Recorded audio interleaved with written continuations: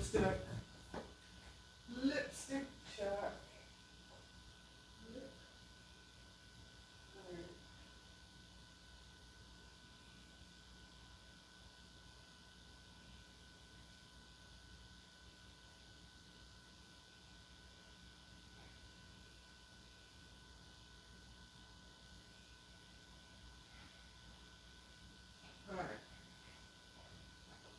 Yes, we're still recording because I wander around. Alright, get my booty right. Do the booty shake. Booty shake. Oh, that's in my clasps in there.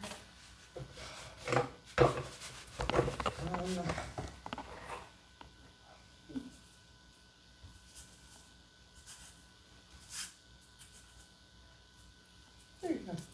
Hold on. Alright, to hide the beer.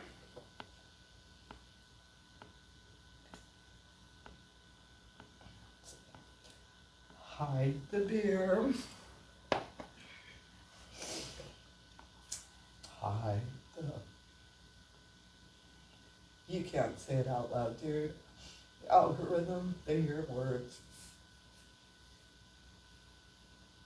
My flower. My happy stick. Beyond that, you gotta be mindful. Alright, start this video.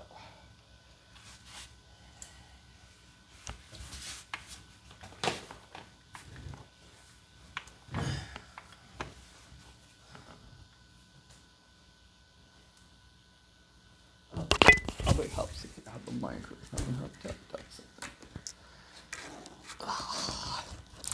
I knew I was missing something. It's the evil microphone. We mustn't the evil microphone.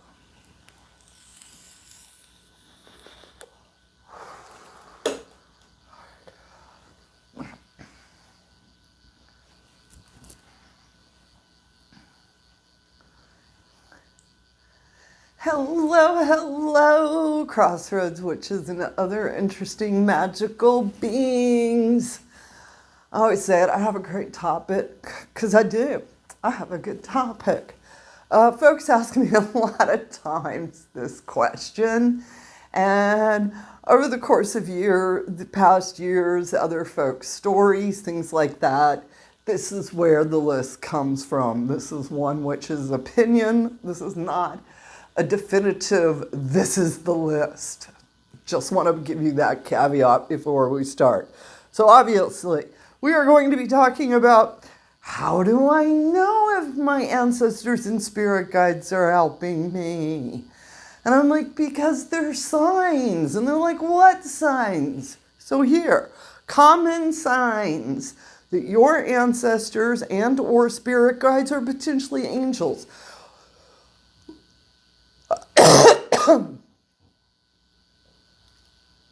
are helping, watching, protecting, guiding you. I think the most common one that we all experience is feathers. All right, we're talking almost perfectly placed. We're talking about feathers that are in odd places. We're talking about finding a feather indoors. But they're feathers that are slightly out of the norm, or very much out of the norm. Like I said, sometimes it's almost like it was perfectly placed on the sidewalk that you walk, and there's the feather. All right, feathers are definitely messages from your ancestors, your spirit guides, letting you know that they are there. They're protecting you, they're guiding you, they're watching you.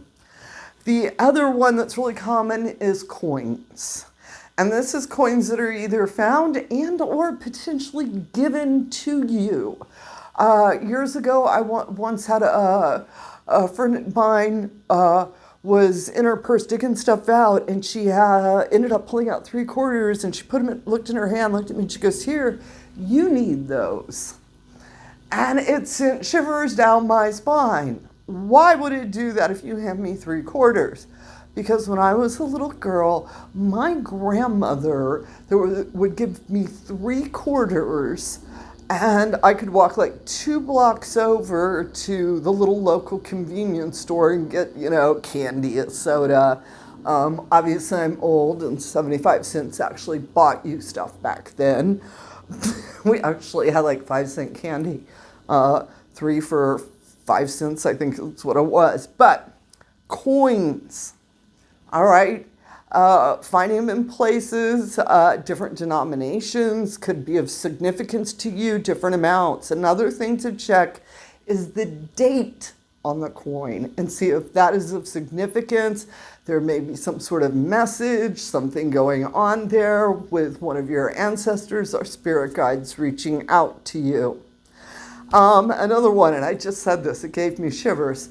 Spiritual shivers. All of a sudden, woo, got me some goosebumps because you had a feeling of a noticeable energy shift. You goosebumped it. You're like, ooh, I just felt that. You got that shiver. All right. And again, this is where, what do I have? Oh, tingling sensation was the other descriptor. And I thought that was a good way. I was talking with a friend and she said it's like a tingling sensation hits me.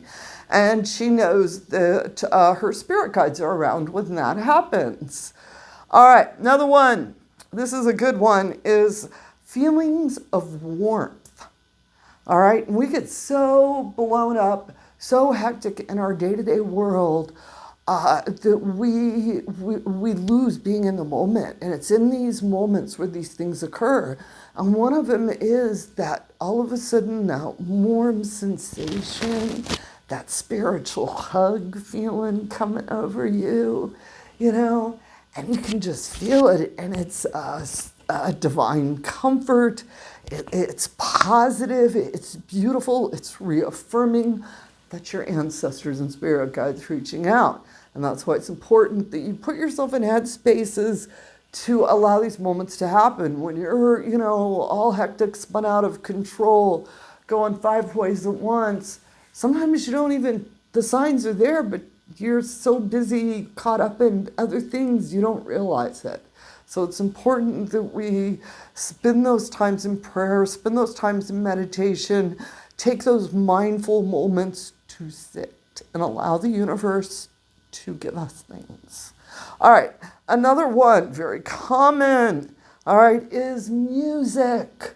Y'all talk, reoccurring song, special song, or all of a sudden, you're listening to classic rock and roll, and the next several songs are completely out of genre, and they're, triggering some memory or a situation. Very commonly, these are good situations. But it brings up a memory. All of a sudden, so-and-so's favorite song is on the radio.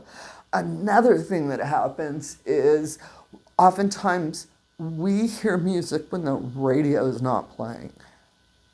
I have had several folks talk to me over the years, and I myself had a situation on the edge of a graveyard where I was out in the middle of nowhere, and I distinctly heard music playing, and it was a good music, and it was a comforting, and it made me just like, I'm good where I'm at, I'm protected, and I continued on my journey. Another one, this is butterflies in the stomach, I guess is the best way to explain it. I talk about sometimes my stomach actually has a flippy feeling to it. I almost feel like I'm on a roller coaster and it went boom. It's really what it's affecting is your solar plexus chakra. And this means that spirit guides you're in the middle of some major decision, and this is a reaffirmation that your spirit guides are there with you with whatever decision. Typically, like I said, this happens with big decisions.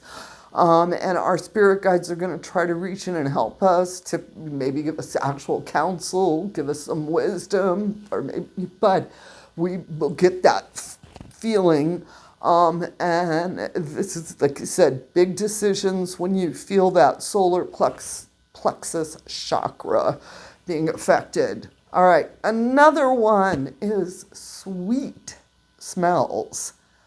It's almost the smell of cookies. It's almost the smell of like a cake out of the oven. You could almost smell it. All right? And this is, you find it oftentimes triggers a very special memory or a comfort. And again, this is your ancestors, your spirit guides reaching out and telling you, hey, I'm here, sweetie. I'm giving you this comfort. I'm giving you this moment. You just got to take the time to be aware of it. Another one, I think quite common, is the feelings of you're not alone. And this isn't in a bad, ominous way, but this is rather in that sense there's a presence around you, and it's very calm, it's very peaceful, and you know that someone's standing behind you, like you have the actual sensation that, you know, grandma's standing behind you, great grandma's standing there. You're not imagining it, they are. Another one, and this is the flashes of light, or as my friend was talking about, it's a sparkle. Because we were talking about just out of the corner of your eye, you pick up a flash. And she's like, no, it's a sparkle. So it's a debate, and that's for you to leave in the comments. Is it a flash of light, or is it a sparkle of light? I see it as a flash. She sees it as a sparkle. This is very often spirits, ancestral folk, again, are coming right on the edge of your senses, and it's flashing across your peripheral vision. All right. And what can you do to encourage to have these experiences? You invoke their presence by setting up an altar, a small place for them, putting out their picture.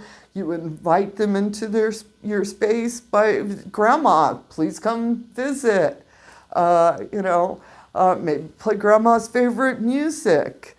When you do have these happen, what should you do? You should be grateful and gratitude. That's what you should do. And if you want to show your appreciation, donate to a cause in their name.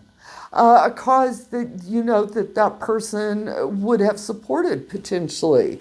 Donate to a cause in their name when you have a sense, it's like, oh, Mom visited, Dad was here. Visit their grave. If you're able, and I know not everybody has this option, so for those of you that do have it, really be aware of the privilege, and please go visit those graves for those of us who can't go visit those graves, all right? Like I said, place a picture of theirs out prominent in the center of your home on a shelf. Don't put it back in a corner bedroom is what I'm saying. Put it out somewhere where you're proud for people to see that picture. That's a very good way to show gratitude and gratefulness. And one of the things I like to do, this is my little secret, special magic thing. When I have an ancestor, when I have a spirit guide who's really left a strong impression on me, I feel like that the best thing I can do is some sort of random act of kindness and not tell anyone, because that way it's just between me and that spirit. And that is something I've been doing for years, and I find it very special and meaningful. And I'd like to hear your experiences with how do you know that your ancestors and or spirit guides are around you? What do you do to encourage them to be around you?